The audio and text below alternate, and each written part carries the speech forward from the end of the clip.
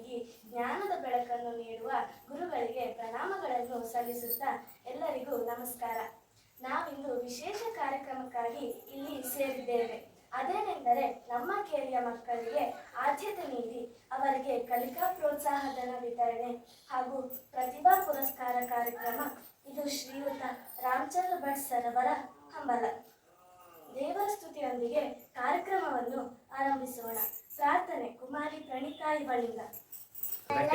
ಲೋಕ ಪೂಜಿತೆ ಧ್ಯಾನದಾತೆ ನಮೋಸ್ತುತೆ ಪ್ರೇಮದಿಂದಲೇ ಸಲಹು ಮಾತೆ ನೀಡು ಸನ್ಮತಿ ಸೌಖ್ಯದಾತೆ ಅಂಧಕಾರವ ಮೂಡಿಸು ಧ್ಯಾನ ಜ್ಯೋತಿಯ ಬೆಳಗಿಸು ಹೃದಯ ಮಂದಿರದಲ್ಲಿ ನಡೆಸು ಶಾಂತಿಯ ಉಳಿಸು ಚಿಂತೆಯ ಅಳಿಸು ತಾಯಿ ಸಾಲದೆ ಲೋಕ ಪೂಜಿತೆ ಜ್ಞಾನದಾತೆ ನಮೋಸ್ತುತೆ ಪ್ರೇಮದಿಂದಲೇ ಸಲಹು ಮಾತೆ ನೀಡು ಸನ್ಮತಿ ಸೌಖ್ಯದಾತೆ.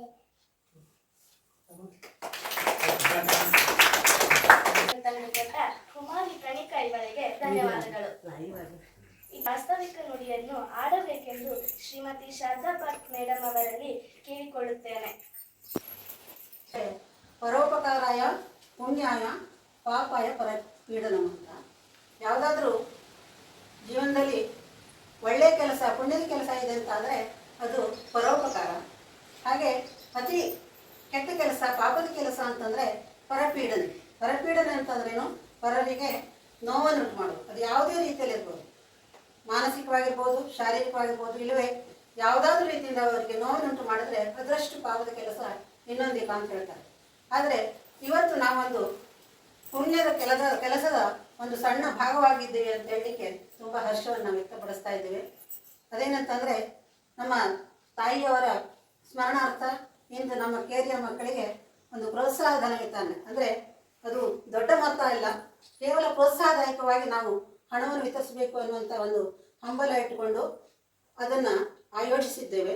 ಈ ಕಾರ್ಯಕ್ರಮಕ್ಕೆ ಮುಖ್ಯವಾಗಿ ಸಭೆಯ ಅಧ್ಯಕ್ಷತೆ ವಹಿಸ್ಕೊಳ್ಬೇಕು ಅಂತಂದ ಶ್ರೀಯುತ ಅಮರಾಯಿ ಮುಡಿ ಸರ್ ಅವರಿಗೆ ಕೇಳ್ಕೊಳ್ತಾ ನಿಮ್ಮೆಲ್ಲರ ಪರವಾಗಿ ಈ ಕಾರ್ಯಕ್ರಮಕ್ಕೆ ಅವರನ್ನು ಸ್ವಾಗತಿಸ್ತೇನೆ. ಹಾಗೆ ಈ ಕಾರ್ಯಕ್ರಮದ ಮುಖ್ಯ ಅತಿಥಿಯಾಗಿ ನಮ್ಮ ಸ್ನೇಹಿತೆಯು ಹಾಗೂ ಸುರಭಿ ಸಂಘದ ಅಧ್ಯಕ್ಷರಾದಂಥ ಶ್ರೀಮತಿ ಶಾರದಾ ಗೋಖಲೆ ಅವರನ್ನು ಕೂಡ ಈ ಕಾರ್ಯಕ್ರಮಕ್ಕೆ ಹೃತ್ಪೂರ್ವಕವಾಗಿ ಸ್ವಾಗತಿಸ್ತಾ ಇದ್ದೇನೆ. ಹಾಗೆ ನಮ್ಮ ಸಹೋದರರಾದ ನಮ್ಮ ಮನೆಯವರಲ್ಲೇ ಒಬ್ಬರು ಅಂತ ಹೇಳ್ಬೋದು, ಪ್ರಕಾಶ್ ವಾಲದ್ ಅವರು ಕೂಡ ಮುಖ್ಯ ಅತಿಥಿಯಾಗಿ ವೇದಿಕೆಯಲ್ಲಿ ಆಸೀನರಾಗಿದ್ದಾರೆ. ಅವರಿಗೆ ನಿಮ್ಮೆಲ್ಲರ ಪರವಾಗಿ ಕಾರ್ಯಕ್ರಮಕ್ಕೆ ಹೃತ್ಪೂರ್ವಕವಾದ ಸ್ವಾಗತವನ್ನು ಕೊಡ್ತಾರೆ. ಹಾಗೆ ಈ ಕಾರ್ಯಕ್ರಮದಲ್ಲಿ ಮುಖ್ಯವಾಗಿ ಈ ಕಾರ್ಯಕ್ರಮದ ರೂವಾರಿ ಅಂತ ಹೇಳ್ಬೋದು ಶ್ರೀ ರಾಮಚಂದ್ರ ಭಟ್ ಮನೆಯ ಯಜಮಾನರು. ಅವರಿಗೆ ನಿಮ್ಮೆಲ್ಲರ ಪರವಾಗಿ ಹೃತ್ಪೂರ್ವಕವಾದಂಥ ಸ್ವಾಗತವನ್ನು ಕೊಡ್ತೇವೆ. ಹಾಗೆ ಈ ಕಾರ್ಯಕ್ರಮದಲ್ಲಿ ಉಪಸ್ಥಿತರಿದ್ದು ಈ ಕಾರ್ಯಕ್ರಮಕ್ಕೆ ಒಂದು ಕಳೆ ತಂದು ಕೊಟ್ಟಂಥ ನಮ್ಮ ಕೇರಿಯ ಪ್ರತಿಭೆ ಶ್ರುತಿಕೀರ್ತಿ ಅವರು ಕೂಡ ಇವತ್ತು ಕಾರ್ಯಕ್ರಮದಲ್ಲಿ ಇದ್ದಾರೆ. ಅವರಿಗೂ ಕೂಡ ಈ ಕಾರ್ಯಕ್ರಮಕ್ಕೆ ಸ್ವಾಗತವನ್ನು ಕೊಡ್ತಾ ಇದ್ದಾರೆ. ಹಾಗೆ ಈ ಕಾರ್ಯಕ್ರಮದಲ್ಲಿ ಪೋಷಕ ವರ್ಗದವರೆಲ್ಲರೂ ಇದ್ದೀರಿ. ಶಿಲ್ಪ, ಆಮೇಲೆ ಶಿವಶಂಕರ್ ಸರ್, ಭಾಗ್ಯ, ಮತ್ತು ವಿನೂತಾ, ಸರಿತಾ, ಎಲ್ಲರೂ ಆಸೀನರಾಗಿದ್ದೀರಿ. ನಿಮ್ಮೆಲ್ಲರಿಗೂ ಕೂಡ ಹೃತ್ಪೂರ್ವಕವಾದ ಸ್ವಾಗತವನ್ನು ಕೋರ್ತಾ ಇದ್ದೇನೆ. ಹಾಗೆ ಈ ಕಾರ್ಯಕ್ರಮದ ಮುಖ್ಯ ಕೇಂದ್ರ ಬಿಂದು ಅಂತ ಹೇಳ್ಬೋದು ಪುಟಾಣಿ ಮಕ್ಕಳು, ಫಲಾನುಭವಿಗಳು. ಈ ಒಂದು ಸಣ್ಣ ಸಹಾಯವನ್ನು ತೆಗೆದುಕೊಳ್ಳಲಿಕ್ಕೆ ಒಪ್ಪಿಕೊಂಡು ಇಂದು ನಮ್ಮೆಲ್ಲರೊಂದಿಗೆ ಇದ್ದೀರಿ. ನಿಮ್ಮೆಲ್ಲರಿಗೂ ಕೂಡ ಹೃತ್ಪೂರ್ವಕವಾದ ಸ್ವಾಗತವನ್ನು ಕೊಡ್ತೇನೆ. ಈ ಕಾರ್ಯಕ್ರಮದಲ್ಲಿ ಉಪಸ್ಥಿತರಿರ್ತಕ್ಕಂಥ ನಮ್ಮ ಸಹೋದರಿ ರತ್ನಾರವರು ಕೂಡ ಈ ಕಾರ್ಯಕ್ರಮವನ್ನು ನಾನು ಹೇಳೋ ಮಟ್ಟಿಗೆ ಕಾಶಿ ಪುಣ್ಯ ನಿಧಿ ಅಂತ ನನ್ನ ಮಟ್ಟಿಗೆ ಅನ್ನಿಸ್ತಾ ಇದೆ. ಯಾಕೆಂದರೆ ಕಾಶಿಗೆ ಹೋದಷ್ಟು ಪುಣ್ಯ ಸಿಗುತ್ತೇನೋ ಅನ್ನುವಂಥ ಒಂದು ಭಾವನೆ. ಯಾಕೆಂತಂದರೆ ಇಂದು ಪುಣ್ಯ ಕೆಲಸ ಮಾಡೋದಕ್ಕೆ ಹಲವಾರು ವಿಧಾನಗಳಿದ್ದಾವೆ. ಆದರೆ ಆರ್ಥಿಕವಾಗಿ ಸ್ವಲ್ಪ ಬೆಂಬಲ ಕೊಟ್ಟರೆ ಅವರಿಗೆ ಅದು ಹೆಚ್ಚು ಹುರುಪನ್ನು ತಂದು ಕೊಡುತ್ತೆ ಅನ್ನುವಂಥದ್ದೊಂದು ನಮ್ಮ ಅನಿಸಿಕೆ. ಅದನ್ನು ಇವತ್ತು ನಡೆಸ್ತಾ ಇದ್ದೇವೆ. ಈ ಕಾರ್ಯಕ್ರಮದ ರೂಪುರೇಷೆಗಳ ಕುರಿತಾಗಿ ನಾನೇನು ಹೇಳೋದಿಲ್ಲ. ಆದರೆ ಈ ವಿಷಯದಲ್ಲಿ ನಮ್ಮ ಮನೆಯವರಿಗೆ ಒಂದೆರಡು ಏನು ಧನ್ಯವಾದ ಹೇಳಲಿಕ್ಕೆ ಬಯಸ್ತೇನೆ 2 ವಿಚಾರಕ್ಕಾಗಿ. ಮೊದಲನೇದಾಗಿ ಅವರ ತಲೆಗೆ ಇದು ವಿಚಾರ ಹೇಗೆ ಬಂತು ಅನ್ನೋದು ಗೊತ್ತಿಲ್ಲ. ಅವರ ತಲೆಗೆ ಬಂದು ಅಂದರೆ ಆ ವಿಚಾರಕ್ಕಾಗಿ ಅವರಿಗೆ ಒಂದು ಧನ್ಯವಾದ ಹೇಳಬೇಕು. ಇನ್ನೊಂದು ಅಂತಂದರೆ ನಮ್ಮ ತಾಯಿಯ ಒಂದು ಸ್ಮರಣಾರ್ಥವಾಗಿ ಅದನ್ನು ಕೊಡ್ತಾ ಇದ್ದಾರೆ. ಅದು ಮೆಚ್ಚಿಕೊಳ್ತಕ್ಕಂಥ ವಿಷಯ. ಯಾಕೆಂತಂದರೆ ಅವರಿಗೆ ನಮ್ಮ ತಾಯಿ ಬೇರೆ ಅಲ್ಲ, ಅವರ ತಾಯಿ ಬೇರೆ ಅಲ್ಲ, ಆ ರೀತಿಯಾಗಿ ಒಂದು ಸಂಬಂಧವನ್ನು ಇಟ್ಕೊಂಡಂಥವರು.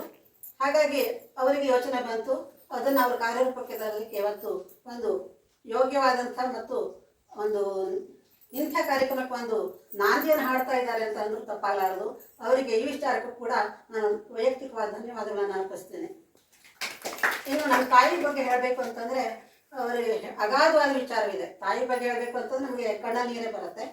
ಆದರೆ ಇವತ್ತಿನ ಸಂದರ್ಭದಲ್ಲಿ ಅವರ ಬಗ್ಗೆ ಒಂದೆರಡು ನುಡಿ ನಮನವನ್ನು ನಾನು ಬರ್ಕೊಂಡಿದ್ದೀನಿ, ಅದನ್ನು ಓದಿ ಹೇಳ್ಬಿಡ್ತೀನಿ.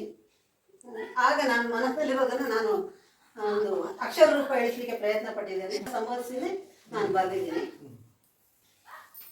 ತಾಯಿಯ ಕುರಿತು ಆದಿಶಂಕರಾಚಾರ್ಯರು ಹೇಳಿದಂತೆ ಕುಪುತ್ರವು ಜಾಯೇತ ಕ್ವಚಿದಪಿ ಕುಮಾತಾನ್ನ ಭವತಿ.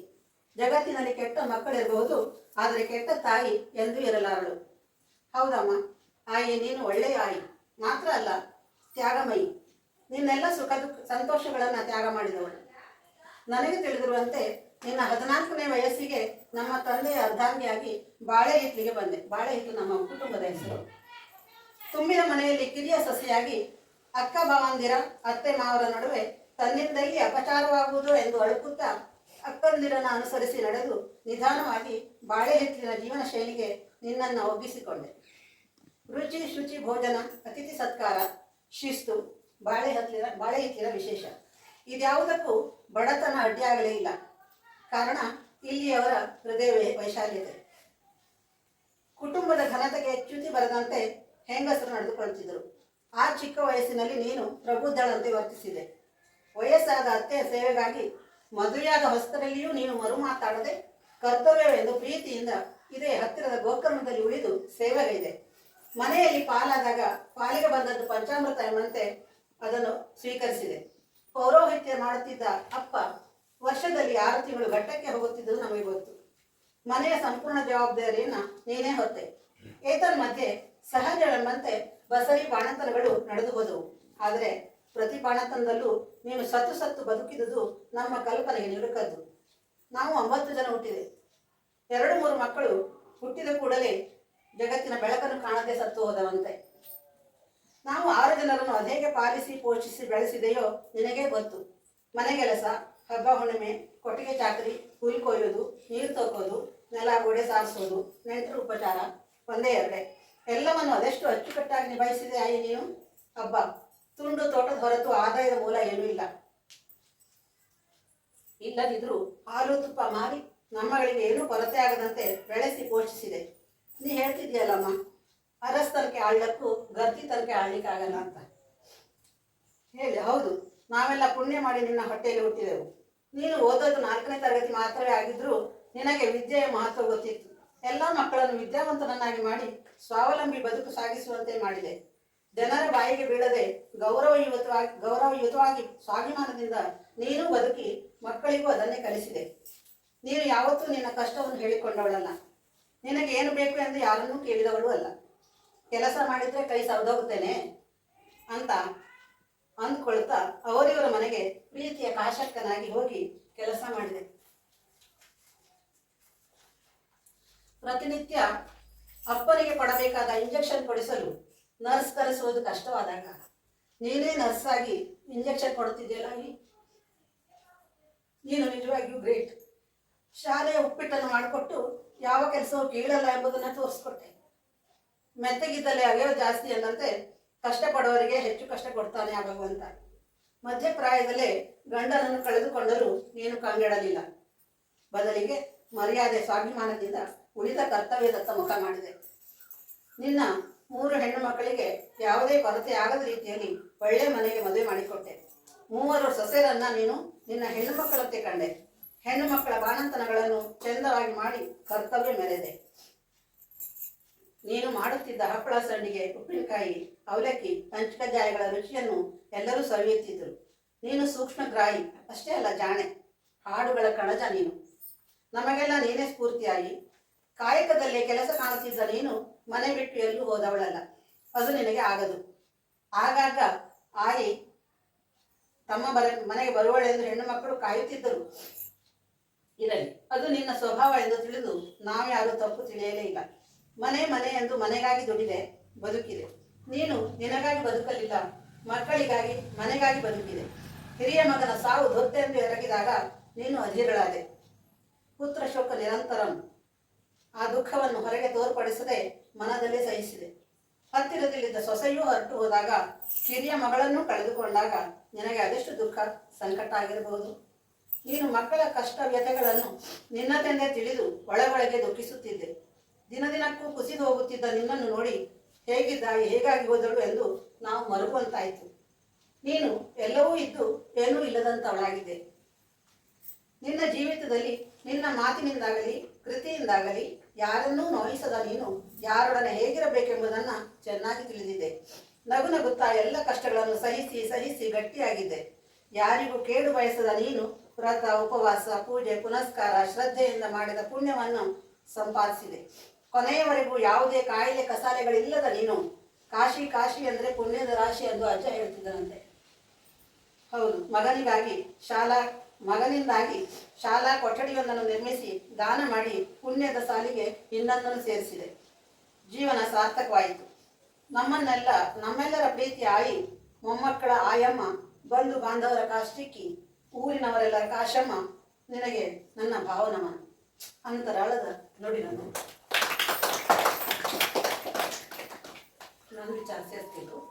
ವೃದ್ಧ ತಂದೆ ತಾಯಿಯರನ್ನು ನೋಡಿಕೊಳ್ಳಲು ಸಮಯ ಕೊಡದ ಮಕ್ಕಳೇ ಹೆಚ್ಚಿರುವ ಈ ಕಾಲದಲ್ಲಿ ಬಾಲ್ಯಾವಸ್ಥೆಗೆ ಜಾರಿದ ನಿನ್ನನ್ನು 6-8 ವರ್ಷಗಳ ಕಾಲ ಸತತವಾಗಿ ಪ್ರೀತಿಯಿಂದ ಸೇವೆ ಮಾಡಿದ ನನ್ನಣ್ಣ ನಾರಾಯಣನನ್ನು ಮಗನಾಗಿ ಪಡೆದುದು ನಿನ್ನ ಪುಣ್ಯ ವಿಶೇಷವೇ ಸರಿ. 5-6 ವರ್ಷ ತುಂಬಾ ಮನೆ ಆಸೆ ಆಗ್ತಿಲ್ಲ. ನಾವೆಲ್ಲ ಅಸಹಾಯಕ, ನಮ್ದೇ ಮನೆಗಳು, ನಮ್ದೇ ಸಂಸಾರ. ಇದರಲ್ಲಿ ಮತ್ತೊಂದು ವಿಚಾರ ಹೇಳ್ಬೇಕು. ನಾನು ಕೇವಲ ಅರ್ಧಾಂಗಿ ಅಷ್ಟೇ, ನಾನು ಸಪೋರ್ಟ್ ಅಷ್ಟೇ, ಬಿಟ್ರೆ ವಿಚಾರಗಳೆಲ್ಲ ಅವರದೇ ಯೋಚನೆಗಳು. ಒಳ್ಳೊಳ್ಳೆ ಕೆಲಸಕ್ಕೆ ಯಾವತ್ತೂ ನನ್ನ ಸಪೋರ್ಟ್ ಇದ್ದೇ ಇದೆ. ಈಗಾಗಲೇ ಅವರ ಪುಸ್ತಕವನ್ನು ಕೂಡ ಎಲ್ಲ ಕಡೆ ಡಿಸ್ಟ್ರಿಬ್ಯೂಟ್ ಮಾಡ್ತಾ ಇದ್ದಾರೆ. ಹಾಗೆ ಯಾರಿಗಾದ್ರೂ ಸಹಾಯ ಮಾಡಬೇಕು ಅಂತ ನನಗಿಂತ ಅವರಿಗೆ ಜಾಸ್ತಿ ಇದೆ. ಹೆಣ್ಮಕ್ಳಿಗೆ ಗೊತ್ತಲ್ಲ, ಇನ್ನೇನಕಾರ ಆಗತ್ತೆ ಅಂತ ಯೋಚನೆ ಮಾಡ್ತೀವಿ, ತಕ್ಷಣ ಒಪ್ಪಲ್ಲ ಮನಸ್ಸು. ಹಾಗಾಗಿ ಅವರ ಒಳ್ಳೆಯ ಕೆಲಸಕ್ಕೆ ಯಾವತ್ತೂ ನನ್ನ ಸಪೋರ್ಟ್ ಇದೆ. ಅವರಿಗೆ ನಮ್ಮ ಧನ್ಯವಾದ. ಮುಂದಿನ ಕಾರ್ಯಕ್ರಮವನ್ನು ಮಾಡ್ಕೊಡ್ತೀನಿ. ನಮಸ್ಕಾರ. ಮೇಡಮ್ ಅವರಿಗೂ ಸ್ವಾಗತಿಸುತ್ತಾ ಧನ್ಯವಾದಗಳು. ಕಾರ್ಯಕ್ರಮದ ಉದ್ಘಾಟನೆ ಜ್ಯೋತಿ ಬೆಳಗುವುದರ ಮೂಲಕ ಕಾರ್ಯಕ್ರಮಕ್ಕೆ ಚಾಲನೆ ಕೊಡಬೇಕೆಂದು ಶ್ರೀಯುತ ಅಮ್ರೇಮಠ್ ಸರ್ ಅವರಲ್ಲಿ ವಿನಂತಿಸಿಕೊಳ್ಳುತ್ತೇನೆ.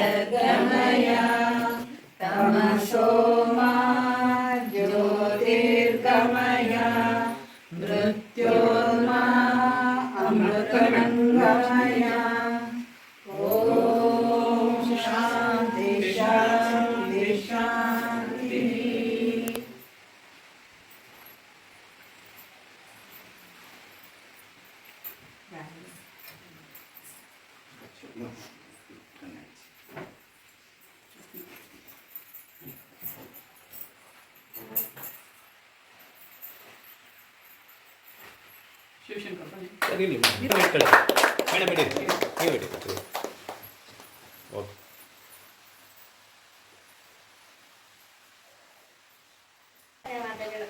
ಈ ಕಾರ್ಯಕ್ರಮದ ಬಗ್ಗೆ 4 ಮಾತನಾಡಲಿದ್ದಾರೆ ಶ್ರೀಯುತ ಆರ್.ಐ. ಭಟ್ ಸರ್ ಅವರು.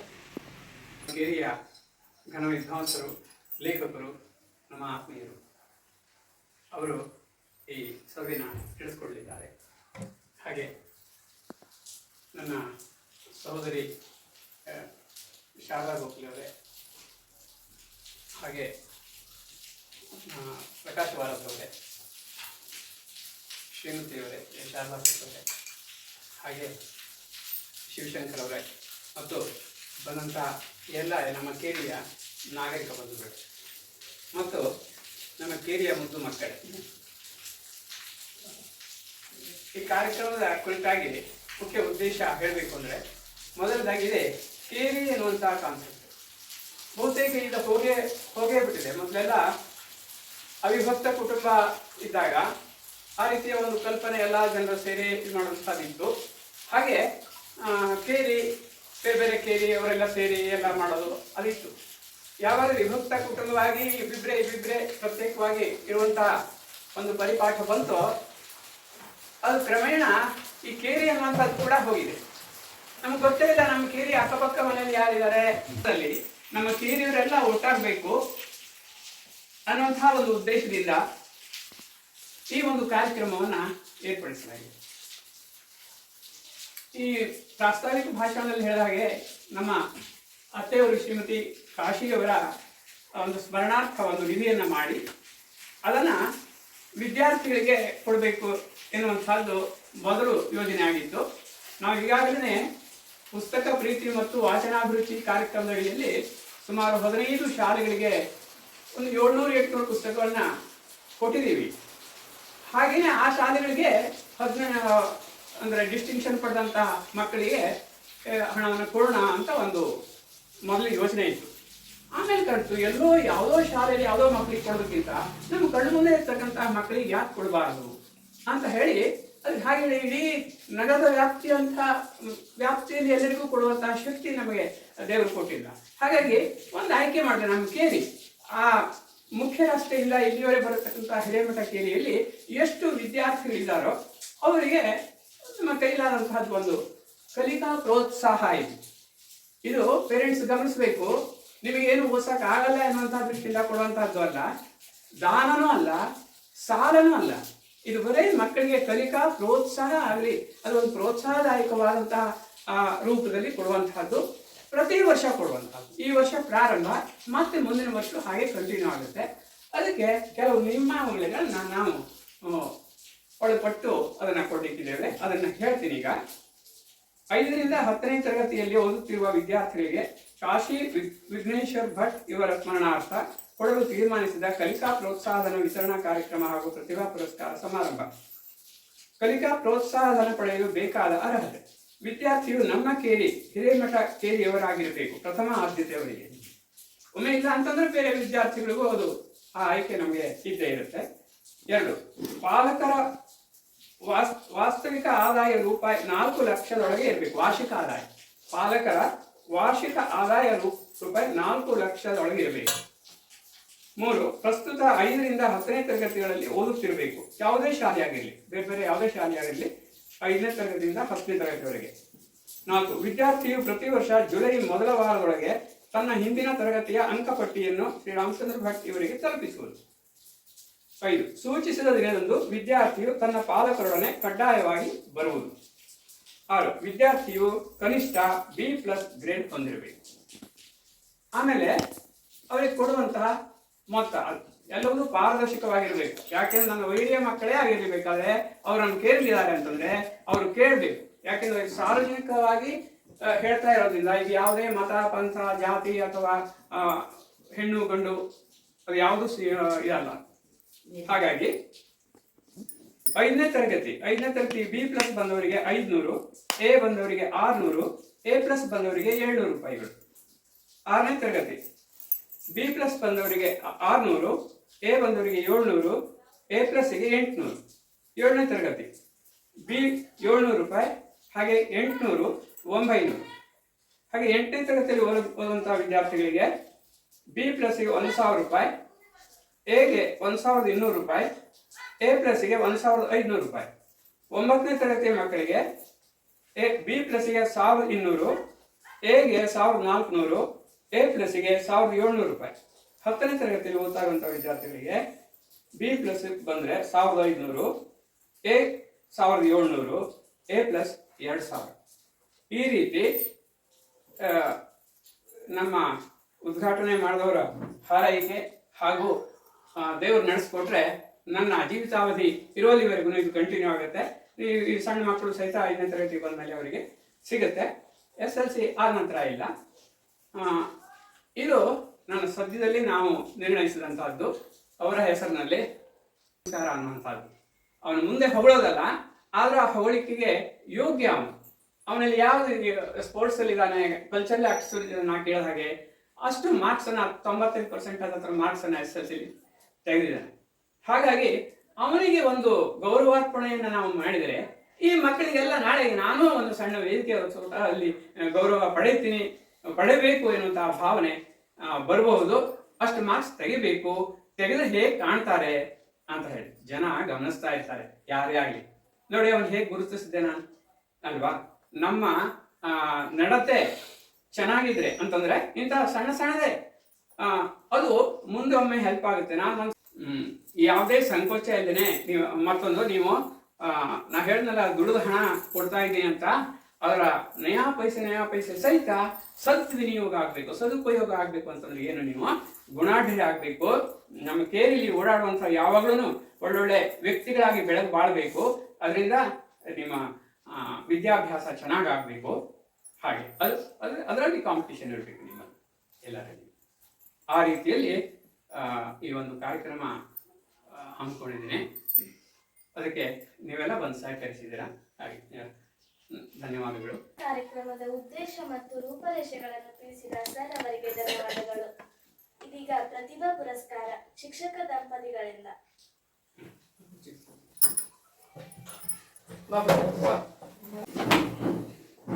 ತುಂಬಾ ಪ್ರಶಸ್ತಿ ಸ್ವೀಕರಿಸುವಂತಾಗಲಿ ನಮ್ಮ ಮೊದಲೇ ಅಂದರೆ ನಮ್ಮ ಏರಿಯ ಕಣ್ಮಣಿ ಅಂತ.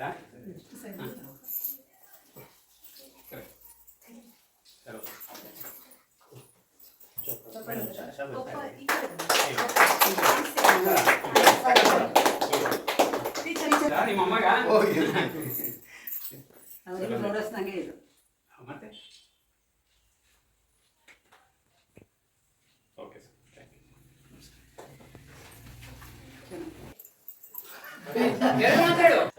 ಈಗ ಅತಿಥಿಗಳಿಂದ ಭಾಷಣ. ಶ್ರೀಮತಿ ಶಾರದಾ ಗೋಖಲೆ ಮೇಡಮ್. ಇವರು ಕಾಶ್ಯಮ್ಮ, ಇವರಿಗೆ ನಮನಗಳು. ನನ್ನ ಸಹೋದರ ಅಂತಂದ್ಮೇಲೆ ನನಗೂ ಅಮ್ಮನೇ. ಸಮಾರಂಭದ ಅಧ್ಯಕ್ಷ ಇಷ್ಟಪಡ್ತೀನಿ. ನನ್ನ ಅಮ್ಮನೂ ಹಾಗೆ, ಅವರಿಗೆ ತುಂಬಾ ಹಾಡುಗಳು ಬರ್ತಿತ್ತು. ಈಗ ನನಗೆ ಅನಿಸ್ತಾ ಇದೆ, ನಾನು ಅಲ್ಲಿದ್ದಾಗ ಅವ್ರ ಹತ್ರ ಹಾಡುಗಳನ್ನೆಲ್ಲ ಕೇಳಿ ಬರ್ಕೋಬೇಕಿತ್ತು ಅಂತ. ಒಂದು ಬಯಕೆ ಹಾಡಾಗ್ಲಿ ಮತ್ತೆ ಆರತಿ ಹಾಡಾಗ್ಲಿ ಯಾವುದೇ ಆಗ್ಲಿ ಎಲ್ಲದೂ ಹೇಳ್ತಿದ್ರು ಅವರು.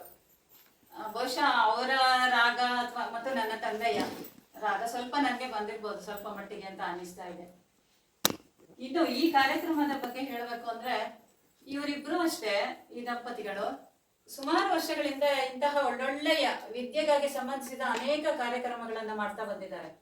ನಾನೇ ನೋಡಿದ್ದೀನಿ. ನಾನು ಗರ್ಲ್ಸ್ ಸ್ಕೂಲಲ್ಲಿ ಇದ್ದಾಗ ಅಲ್ಲಿಗೆ ಬಂದು ಪುಸ್ತಕಗಳನ್ನೆಲ್ಲ ಅವರು ಲೈಬ್ರರಿ ಬುಕ್ಗಳನ್ನೆಲ್ಲ ಪ್ರತಿಯೊಬ್ಬರು ಮಕ್ಕಳಿಗೂ ತಂದು ಕೊಟ್ಟು ಹೋಗಿದ್ದಾರೆ. ಹಾಗೆ ಅವ್ರು ಹೇಳಿದ ಪ್ರಕಾರ ಎಷ್ಟು 16 ಶಾಲೆ ಅಲ್ಲ, 16 ಶಾಲೆಗಳಿಗೆ ಪುಸ್ತಕಗಳನ್ನು ವಿತರಣೆ ಮಾಡಿದ್ದಾರೆ. ಅಂದ್ರೆ ಅವರ ಆದಾಯವನ್ನು, ಅವರು ಗಳಿಸಿದ ಆದಾಯವನ್ನು ಎಷ್ಟು ಒಂದು ಸದ್ವಿನಿಯೋಗ ಮಾಡ್ತಾ ಇದ್ದಾರೆ ಅಂತ ಹೇಳೋದಕ್ಕೆ ಇದೇ ಸಾಕ್ಷಿ. ಹಾಗೆ ಮಕ್ಕಳಿಗೆ ವಿದ್ಯಾಭ್ಯಾಸದ ಕಡೆಗೆ ಹೆಚ್ಚು ಗಮನ ಕೊಡ್ತಾ ಇದ್ದಾರೆ, ಅವರಿಗೆ ಪ್ರೇರಣೆ ಆಗಿದ್ದಾರೆ ಅಂತ ಹೇಳೋದಕ್ಕೆ ಇಂತಹ ಕಾರ್ಯಕ್ರಮಗಳು ಸಾಕ್ಷಿ.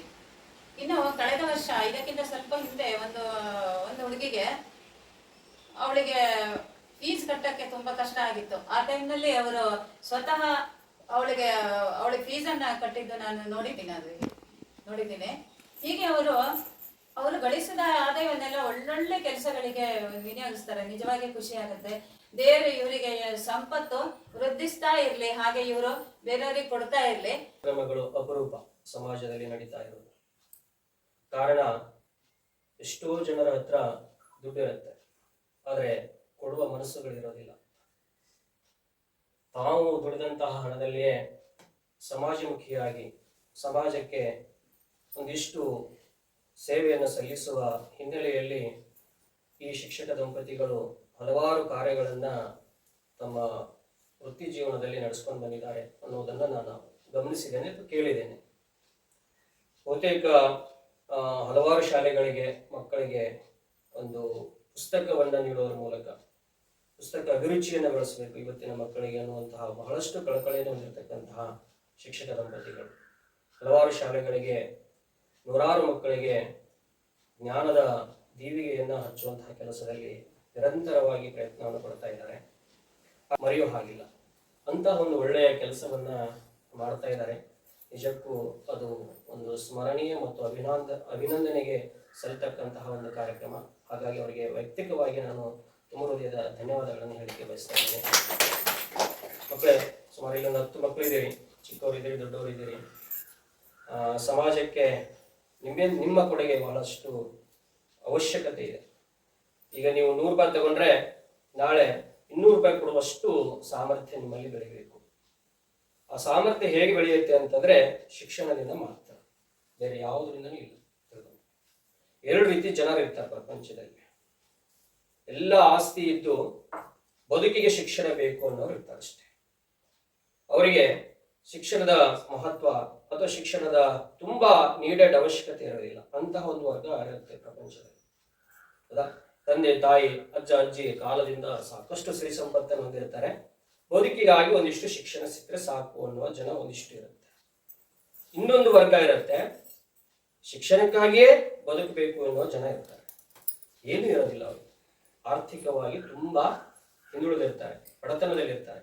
ಅವರಿಗೆ ಬೇಕಾಗಿದ್ದು ಶಿಕ್ಷಣ. ಹೌದಾ? ಆ ರೀತಿ ಇರುವಂತಹ ವ್ಯಕ್ತಿಗಳು ಅಥವಾ ಮಕ್ಕಳು ಇರ್ತಾರಲ್ಲ, ಅವರು ಜೀವನದಲ್ಲಿ ಏನಾದರೂ ಸಾಧನೆ ಮಾಡಬೇಕು, ಸಂಪತ್ತನ್ನು ಗಳಿಸ್ಬೇಕು ಅಂತಂದ್ರೆ ಅದು ಶಿಕ್ಷಣದಿಂದ ಮಾತ್ರ ಸಾಧ್ಯ. ಶಿಕ್ಷಣಕ್ಕಿರುವಷ್ಟು ಬೆಲೆ ಬೇರೆ ಯಾವುದರಲ್ಲಿಯೂ ಸಿಗೋದಿಲ್ಲ ನಿಮಗೆ. ನಾವು ಕೇಳಿ, ಯಾಕೆ ನಾನೊಬ್ಬ ಶಿಕ್ಷಕನಾಗಿ ನನ್ನ ಮಕ್ಕಳ ಜೊತೆಗೆ ನಮ್ಮ ಒಡನಾಟ ಇರುವುದರಿಂದ ಹೇಳಿದ್ರೆ, ಜೀವನದಲ್ಲಿ ಅಮೂಲ್ಯವಾದದ್ದು ಸಂಪತ್ತು ಯಾವುದು ಅಂದ್ರೆ ನಾವು ಬಾಯಿ ಬಿಟ್ಟು ಹೇಳೋದ ದುಡ್ಡು ಸರ್, ಕಾರು ಸರ್, ಬಂಗ್ಲೆ ಸರ್ ಅಂತ ಹೇಳಿ. ಅದು ಯಾವುದು ಸಂಪತ್ತಲ್ಲ. ಸಂಪತ್ತು ಜೀವನದ ಮನುಷ್ಯನಿಗೆ ಜೀವನದಲ್ಲಿ ಇರೋದು 2: ಒಂದು ಆರೋಗ್ಯ, ಇನ್ನೊಂದು ಶಿಕ್ಷಣ ಅಷ್ಟೇ. ಆರೋಗ್ಯ ಚೆನ್ನಾಗಿದ್ರೆ ಏನು ಬೇಕಾದ್ರೂ ಗಳಿಸಬಹುದು, ಏನನ್ನಾದ್ರೂ ಸಾಧನೆ ಮಾಡಲಿಕ್ಕೆ ಸಾಧ್ಯತೆ ಇರುತ್ತೆ. ಅದು ಹೇಗೆ ಸಾಧ್ಯ ಅಂದ್ರೆ ಎಜುಕೇಶನ್ ತುಂಬಾ ಚೆನ್ನಾಗಿ ಓದ್ಬೇಕು. ಎಷ್ಟು ಚೆನ್ನಾಗಿ ಓದ್ಬೇಕು ಅಂತಂದ್ರೆ ಸಮಾಜ ನನ್ನನ್ನು ತಿರುಗಿ ನೋಡಬೇಕು, ಅಷ್ಟು ಚೆನ್ನಾಗಿ ಓದ್ಬೇಕು. ಹೌದಾ? ಆವಾಗಲೇ ಸಮಾಜದಲ್ಲಿ ನಿಮಗೆ ನೀವು ಅನ್ಕೊಂಡದ್ದನ್ನ ಗಳಿಸ್ತೀರಿ, ಪಡ್ಕೊಳ್ತೀರಿ, ಸಮಾಜ ನಿಮ್ಮನ್ನ ಗುರುತಿಸುತ್ತೆ. ಸರ್, ಪ್ರೋತ್ಸಾಹಧನ ವಿತರಣೆ ಕಾರ್ಯಕ್ರಮ ಅಧ್ಯಕ್ಷರು ಇದನ್ನು ನೀಡಬೇಕಾಗಿ ವಿನಂತಿಸಿಕೊಳ್ಳುತ್ತೇನೆ. ಯಾರು ಪಾಲಕರು? ಈ ಕಡೆ ನೋಡು.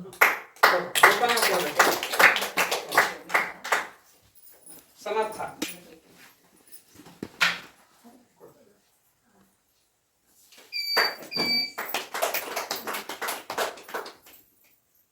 ಸನ್ವಿತ್ ಬನ್ನಿ, ಸ್ವಲ್ಪ ಪೋಷಕರು ಬನ್ನಿ. ಪೋಷಕರ ಹತ್ರ ಕೊಡೋದು ಸರ್, ನೀವು ಕೊಡಿ. ಇಲ್ಲ, ನೀವು ಕೊಡಿ, ಕೊಡಿ. ನೀವು ಕೊಡಿ.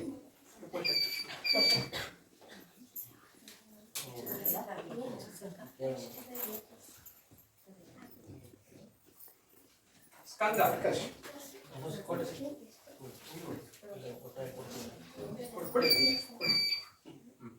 ಬನ್ನಿ, ತಗೊಳ್ಳಿ. ಚಪ್ಪಾಳೆ ಹೊಡೀರಿ, ಚಪ್ಪಾಳೆ ಹೊಡೀರಿ ಎಲ್ಲರೂ. ಪ್ರಗತಿ ಅಮ್ಮನಲ್ಲ? ಪ್ರಗತಿ ನಿಂತ್ಕ. ಪ್ರಗತಿ ಅಮ್ಮ. ಪ್ರತೀಕ್ಷಾನೇ ನಿಂತ್ಕ. ಅವಳು ಇದಾಳೆ ಇಲ್ಲ ಮನೇಲಿ? ಶ್ರೀನಿಧಿ ಅಲ್ಲಿಂದ ಬನ್ನಿ.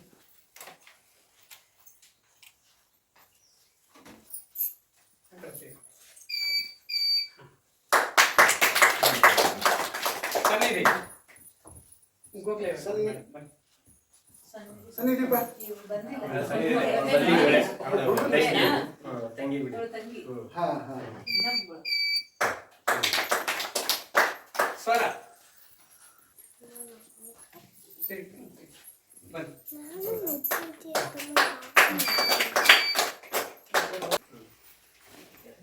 ಸ್ವೀಕರಿಸಿದ ಎಲ್ಲರಿಗೂ ಧನ್ಯವಾದಗಳು. ಪೋಷಕರ ಅನಿಸಿಕೆ. ಅದ್ರಲ್ಲಿ ಇಟ್ಕೊಂಡವ್ರೆಲ್ಲ ಸ್ಕೂಲಿಗೆ ಬುಕ್ಸ್ ಕೊಡೋದಿರ್ಲಿ, ಹಾಗೆ ಈ ಮಕ್ಕಳಿಗೆ ಈ ತರ ಒಂದು ಓದೋದ್ರಲ್ಲಿ ಪ್ರೋತ್ಸಾಹ ಆಗ್ಲಿ ಅಂತ ಹೇಳಿ ಅವ್ರು ಹೇಳ್ದಂಗೆ ಅದೇ ದುಡ್ಡಿಂದ ಏನು ಓದ್ತಾರೆ ಅಂತಲ್ಲ, ಆದ್ರೆ ಆ ಮಕ್ಕಳಿಗೆ ಇನ್ನೂ ನಾನು ಓದ್ಬೇಕು, ಈ ಸಲ A+ ತಗೊಂಡ್ರೆ ನೆಕ್ಸ್ಟ್ ಎ ತಗೊಂಡ್ರೆ ನೆಕ್ಸ್ಟ್ A+ ಬರಬೇಕು ಅನ್ನೋ ಒಂದು ಪ್ರೋತ್ಸಾಹ ಮಕ್ಕಳಲ್ಲೇ ಬರುತ್ತೆ. ಇಂಥ ಒಂದು ಒಳ್ಳೆಯ ಕಾನ್ಸೆಪ್ಟ್ ಇಟ್ಕೊಂಡು ಈ ತರ ಮಕ್ಕಳಿಗೆ ಕೊಟ್ಟಿರೋದು ನಿಜವಾಗ್ಲೂ ಖುಷಿ ಆಗುತ್ತೆ.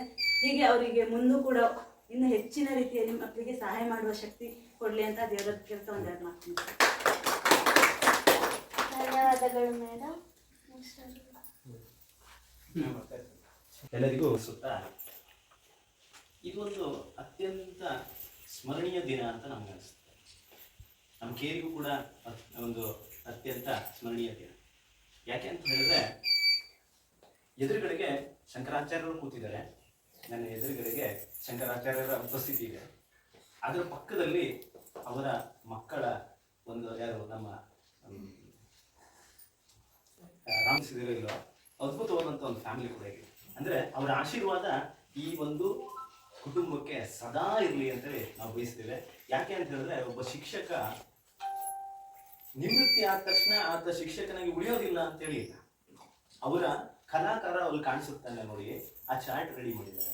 ಆ ಚಾರ್ಟ್ ಹೆಂಗ್ ರೆಡಿ ಮಾಡಬೇಕು, ಹೇಗ್ ಬರೀಬೇಕು, ಅದ್ಭುತವಾದಂಥ ಕಲೆಯನ್ನು ಅಲ್ಲೂ ಕೂಡ ತೋರಿಸ್ಬಿಟ್ಟಿದ್ದಾರೆ ಅವರು. ನೀವಲ್ಲಿ ನೋಡ್ಬೋದು. ಟೀಚರ್ ಕೂಡ ಅದಕ್ಕೆ ಸೇರ್ಕೊಂಡಿದ್ದಾರೆ, ನಮ್ಮ ಪ್ರಕಾಶ್ ಸರ್ ಕೂಡ ಅದಕ್ಕೆ ಸೇರ್ಕೊಂಡಿರ್ತಾರೆ. ಅವರು ಒಂದು ಖುಷಿಯಾದಂಥ ವಿಷಯ, ಪ್ರಕಾಶ್ ಸರ್ನು ಅವರು ಫುಲ್ ಇನ್ವಾಲ್ವ್ ಮಾಡ್ಕೊಳ್ತಾರೆ, ಯಾಕಂದ್ರೆ ಅವ್ರು ಪುಸ್ತಕ ಕೊಡೋದಿಲ್ಲ ಪ್ರಕಾಶ್ ಸರ್. ಆದ್ರಿಂದ ಮತ್ತೆ ಇನ್ನೊಂದು ವಿಷಯವನ್ನ ಅವ್ರು ಪ್ರಕಾಶ್ ಸರ್ ಹೇಳ್ತಾ ಇದ್ರು, ನೀವು ಅದನ್ನ ತಿಳ್ಕೋಬೇಕು ಅಂತ ಹೇಳಿ. ನಿಜವಾಗ್ಲೂ ಒಂದು ಒಳ್ಳೆಯ ಮಾತದು. ನೀವು ಈಗೇನು ನಿಮಗೆ ಸಿಕ್ಕಿರುತ್ತೋ ಆ ಸಿಕ್ಕಿರೋದನ್ನ ಇನ್ನೊಬ್ಬರಿಗೆ ದಕ್ಕು ಹಾಗೆ ನೀವು ಮಾಡಿ, ಅವಾಗ ಇದರ ಫಲ ಸಿಗುತ್ತೆ. ಒಂದು ಅವ್ರು ಹೇಳಿದ್ರು, ಯಾರದು ಗೂಗಲ್ನ ಒಬ್ಬ CEO ಬಗ್ಗೆ ಹೇಳಿದ್ರು. ಆಲ್ಮೋಸ್ಟ್ ಇನ್ನೂ ಸರಿಗೆ ಅವಕಾಶ ಸಿಕ್ಕಿದ್ರೆ ಮೋಸ್ಟ್ಲಿ ಇನ್ನೂ ಒಂದಿಷ್ಟು ಹೇಳ್ತಿದ್ರೇನೋ. ಯಾಕಂದ್ರೆ ಫೇಸ್ಬುಕ್ನಲ್ಲೂ ಅವರೇ ಇದ್ದಾರೆ, ಇನ್ಸ್ಟಾಗ್ರಾಮ್ನಲ್ಲೂ ಅವರೇ ಇದ್ದಾರೆ. ಎಲ್ಲ ಯಾವ ನಮ್ಮ ಸೋಷಿಯಲ್ ಮೀಡಿಯಾಗಳಿಗೂ ಆ ಎಲ್ಲ ಸೋಷಿಯಲ್ ಮೀಡಿಯಾಗಳ ಹೆಡ್ಗಳು ನಮ್ಮ ಭಾರತೀಯರು. ಸರ್ ಒಂದ್ಸತಿ ನಾವು ಯಾವಾಗಲೂ ಮಾತಾಡ್ತಾ ಇರ್ತೀವಿ. ಸರ್ ಯಾವಾಗ ನನಗೆ ತುಂಬಾ ಪರಿಚಯ ಆದ್ರು ಅಂದ್ರೆ ನಾವು ಶಿಟ್ಲಾಡ್ತೀವಿ. ಸಾಷ್ಟಾಂಗ ನಮಸ್ಕಾರಗಳನ್ನ ನಮ್ಮ ಕುಟುಂಬದ ಪರವಾಗಿ ಧನ್ಯವಾದಗಳು ಸರ್. ಅನಾಥತೆ ಪ್ರಜ್ಞೆ ಕಾಡುತ್ತೆ. ಆ ತಾಯಿಯನ್ನು ನೋಡಿದಂಥದ್ದು ಇವತ್ತು ಕೂಡ ಮರಿಲಿಕ್ಕೆ ಆಗುವುದೇ ಇಲ್ಲ ನನಗೆ. ಒಂದು ಸಲ ತಾಯಿ ತೀರ್ಕೊಡುವಂಥ ಒಂದು ಸಂದರ್ಭ ನಾನು ಇವಾಗ ಹೇಳ್ಬಿಡ್ತೀನಿ, ಯಾಕೋ ಮನಸ್ಸಿಗೆ ಬರ್ತಾ ಇದೆ. ನನಗೆ ಏನು ಹೇಳ್ಬೇಕು ಮಾತಾಡ್ಬೇಕಂತ ಮತ್ತೆ ಗೊತ್ತಿರಲಿಲ್ಲ. ಇದಕ್ಕಿದ್ದಂಗೆ ನಿಂತಿದ್ದೀನಿ. ಅಮ್ಮನನ್ನು ಕೇಳಿದೆ, ಮಲಗಿದ್ರು, ಕ್ಷಯ ರೋಗಿ. ಅವತ್ತು ಕ್ಷಯಕ್ಕೆ ಇದಿರಲಿಲ್ಲ, ಏನು ಮೆಡಿಸಿನ್ ಇರಲಿಲ್ಲ. ಅವಾಗ ಬಾಯಿಂದ ಇಷ್ಟಿಷ್ಟು ಉಗುಳು ಬರೋದು. ಆ ಉಗುಳನ್ನೆಲ್ಲ ನಾನು ಕೈಯಲ್ಲಿ ಇಟ್ಕೊಳ್ತಿದ್ದೆ. ಇವತ್ತು ಉಗುಳನ್ನು ಇಟ್ಕೋಬಾರ್ದು, ಅದು ನಮಗೆ ಬರುತ್ತೆ ಅಂತ ಹೇಳ್ಕೊಂಡು ಇವತ್ತಿನವರೆಗೂ ನನಗೆ ಕ್ಷಯ ರೋಗ ಬರಲಿಲ್ಲ. ನಾನು ಅಮ್ಮನ ಉಗುಳನ್ನು ಹಿಡ್ಕೊಂಡು ನಾನು ತೆಗೆದು ಬಂದು ಮಡಿಕೆಯಲ್ಲಿ ಹಾಕ್ತಾ ಇದ್ದೀವಿ. ಮಡಿಕೆಯಲ್ಲಿ ಆ ಉಗುಳು ಫುಲ್ ಹತ್ತಿತ್ತು, ಇಷ್ಟು ಎತ್ತರ ಹತ್ತಿತ್ತು. ಅದು ನೋಡಿ ಬರ್ತಿತ್ತು. ಅದು ನೀನೇ ಸೇವೆ ಮಾಡಬೇಕು ಅಂತ ನಮ್ಮವರೆಲ್ಲ ಹೇಳ್ತಾ ಇದ್ರು. ನಮ್ಮ ಕೈಯಿಂದ ಹಿಡಿದು, ಕೈಯಿಂದ ಭಾಳ ಸ್ಪಷ್ಟವಾಗಿ ಕೈಯಿಂದ ಹಿಡಿದು ಅದು ಹೆಂಗೆ ಬರ್ತಾ ಇತ್ತು ಅಂತ ಗೊತ್ತಿಲ್ಲ, ಅಷ್ಟು ಬರೋದು. ತೆಳ್ಳಗಾಗ್ತದೆ. ಎಂತಹ ಸಬಲ ಅಂತಂದ್ರೆ ಅಷ್ಟು ಸಬಲವಾಗಿರ್ತಕ್ಕಂಥ ವ್ಯಕ್ತಿ ತೆಳ್ಳಗಾಗ್ಬಿಟ್ರು. ಅವಾಗ ನಾನು ಒಂದು ಸಲ ಕೇಳಿದೆ, ನಾನು ತುಂಬ ಬೈತೆ ಆದ್ಮೇಲೆ, ಅಮ್ಮ ನೀನು ಹೋಗ್ತೀನಿ ಅಂತ ಹೇಳ್ತಾ ಇದ್ದೀಯಲ್ಲ, ನೀನು ಹೋದ್ಮೇಲೆ ನಾನು ನಿನ್ನನ್ನು ಕಂಡು ಹಿಡಿಯೋದು ಹೇಗೆ ಅಂತ, ನಿನ್ನನ್ನು ನಾನು ನೆನಪು ಮಾಡ್ಕೊಳ್ದೆ ಹೇಗೆ ಅಂತ. ಅವಾಗ ನನ್ನಮ್ಮ ಹೇಳಿದರು, ಬೇಡ ಮಗನೇ, ಸೀರೆ ಉಟ್ಕೋ, ತಲೆ ಮೇಲೆ ಒಂದು ಸೆರಗ ಹಾಕೋ, ಸೆರಗ ಹಾಕೊಂಡು ಕನ್ನಡಿಯಲ್ಲಿ ನೋಡ್ಕೋ, ನಾನು ಕಾಣ್ತೀನಿ. ಅವಳಿಗೇನಂದ್ರೆ ನಾನು ಆಕೆಯ ಪ್ರತಿರೂಪ. ಎಷ್ಟು ಅದ್ಭುತವಾದಂಥ ಒಂದು ಕಲ್ಪನೆ ನೋಡಿ. ನನ್ನನ್ನು ನೀನು ಬೇಕಾದಾಗ ನೀನು ಒಂದು ಸಲ ನನ್ನ ನೆನಪಡ್ಕೋ. ಹೇಗಂದ್ರೆ ಸೀರೆನ ಹಾಕೋ, ಸೀರೆನ ಹಾಕೊಂಡು ನೋಡು, ನಾನು ಅಲ್ಲಿ ಸಿಗ್ತೀನಿ ಅಂತ. ಅಂದ್ರೆ ನಾನು ಹೋದ್ರೂ ಕೂಡ ನಿನ್ನ ಆತ್ಮದಲ್ಲಿ ಇರ್ತೀನಿ ಅಂತ ತಾಯಿಯ ಹೊರಗಿದೆ. ಎಷ್ಟು ವಿಚಿತ್ರವಾದಂಥದ್ದು. ಅದಕ್ಕೆ ಇವೆಲ್ಲರೂ ತಾಯಿಯನ್ನು ನೆನಪಡ್ಕೊಡ್ತು. ಫಸ್ಟು ತಾಯಿ ನೆನಪಾಗ್ತಾಳೆ. ಯಾಕಂದ್ರೆ ಒಂದು ಪ್ರತಿ ತುತ್ತಿನಲ್ಲಿ ತಾಯಿ ಇದ್ದಾಳೆ. ಅವಳನ್ನು ಇರುವಾಗ ಹಂಗಿಸ್ತೀವಿ, ಅಮ್ಮ ಉಪ್ಪು ಕಮ್ಮಿ ಆಗಿದೆಯಲ್ಲಮ್ಮ, ಈ ಸಾರಿ ಇನ್ನೂ ಆಗ್ಬೇಕಾಗಿತ್ತಲ್ಲ, ಇನ್ನೂ ಚೆನ್ನಾಗಾಗಿಲ್ಲಲ್ಲಮ್ಮ, ಇದು ಏನಮ್ಮ ಅಂತ ನಾವು ಬೈತೀವಿ. ಅಮ್ಮ ನನಗೆ ಟೈಮ್ ಆಯ್ತು, ಬೇಗ ಹೆರಳನ್ನು ಹಾಕು, ರೆಡಿ, ಬೇಗ ಮಾಡಮ್ಮ. ಎಷ್ಟು ಕಾಟ ಕೊಡ್ತೀವಿ ಅವಳಿಗೆ. ಅವಳಿಗೆ 108 ಕೆಲಸಗಳು. ಈ ಕಡೆ ಗಂಡನನ್ನು ಸಂಭಾಳಿಸ್ಬೇಕು, ಈ ಕಡೆ ಮಾವನನ್ನು ಸಂಭಾಳಿಸ್ಬೇಕು, ಈ ಕಡೆ ಅತ್ತೆಯನ್ನು ಸಂಭಾಳಿಸ್ಬೇಕು, ಎಲ್ಲರನ್ನು ಸಂಭಾಳಿಸ್ಕೊಂಡು ಮಕ್ಕಳನ್ನು ಕಳಿಸಿ. ಇದು ಯಾವ ಗಂಡಸಿಗೂ ಅರ್ಥ ಆಗದಂಥ ಒಂದು ವಿಚಿತ್ರವಾದಂಥ ತಾಯಿ. ಅದಕ್ಕೆ ದೇವರು ಅಂತ ಹೇಳು. ಅಂತ ತಾಯಿಯನ್ನು ಸ್ಮರಿಸಿಕೊಂಡಿದ್ದಾರಲ್ಲ ಶಾರದಾಂಬರು.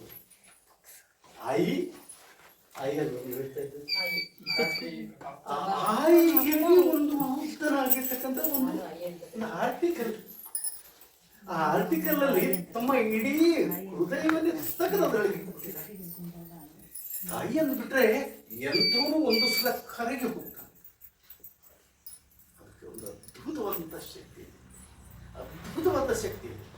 ಆ ತಾಯಿ ಹೆಸರಿನಿಂದ ಶಾರದಮ್ಮನವರು ಅವರ ಅಳಿಯ ಯೋಜನೆ ಮಾಡ್ತಿದ್ರು. ಎಂಥ ಅದ್ಭುತವಾದ ಅಳಿಯ, ಎಂಥ ಅದ್ಭುತವಾದಂಥ ಮಗಳು.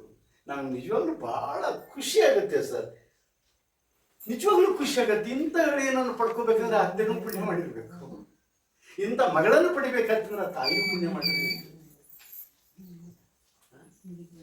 ಇವತ್ತು ನನಗೆ ಇವರೆಲ್ಲ ಮಾತಾಡಿದ್ರು, ಪ್ರಕಾಶ್, ಅಮ್ಮ, ಮೇಡಮ್, ಇವೆಲ್ಲ ಮಾತಾಡಿದ್ದು ನೋಡ್ಬಿಟ್ರೆ ಇಲ್ಲಿ ಶಾರದೆ ಅವತರಿಸಿದಾಳಂತೆ. ಯಾಕಂದ್ರೆ ಶಾರದೆ ಈ ಮನೆಯಲ್ಲಿದ್ದಾಳಲ್ಲ, ಸರಸ್ವತಿಯ ಮನೆಯಲ್ಲಿದ್ದಾಳೆ. ಯಾವತ್ತೂ ಕೂಡ ಸಂಗೀತ ಕೇಳ್ತಾ ಇರುತ್ತೆ. ಇದು ಶಾರದೆಯ ಮನೆ. ಆ ಶಾರದೆಯ ಗಂಡ ಬ್ರಹ್ಮನೂ ಇಲ್ಲೇ ಇದ್ದಾನೆ. ಎಷ್ಟು ವಿಚಿತ್ರ ನೋಡಿ. ಆ ಬ್ರಹ್ಮನ ತಲೆಯಲ್ಲಿ ಏನು ಉಡುತ್ತಂತೆ ಯಾರಿಗೂ ಗೊತ್ತಿಲ್ಲ. ಬಾಗ್ಲಲ್ಲೂ ಕಮಲವೇ ಇದೆ, ಕಮಲವೇ. ಎಷ್ಟು ನೋಡಿ ಆ ಒಂದು ಇದನ್ನು ಕೊಡುವಂಥದ್ದು. ಅದಕ್ಕೆ ಮನೆ ಅಂತಾರೆ. ಮನೆ ಕೇವಲ ಮನೆ ಆಗಿರುತ್ತಲ್ಲ, ಇಲ್ಲಿ ಕಾಣುವಂಥದ್ದು ನೋಡ್ರಿ. ಅದಕ್ಕೆ ನಾನು ಬಂದ್ಕೂಡೇ ನೋಡಿದೆ, ಇದು ಪುಸ್ತಕಗಳನ್ನು ಇಟ್ಟದ್ದ ರೀತಿ.